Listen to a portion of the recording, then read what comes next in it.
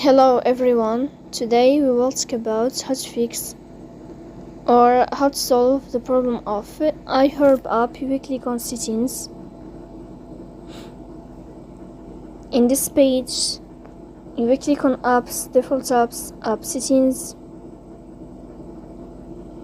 Here you will search about the application of iHerb and you will click.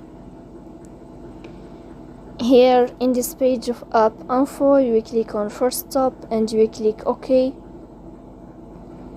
Then you will enter to the window of storage. Then you will click on clear cache. In the end, you will turn off your Wi-Fi and you will turn on your Wi-Fi again to fix that problem. So please don't forget to support us by like and subscribe. See you next time and thank you for your watching and your time.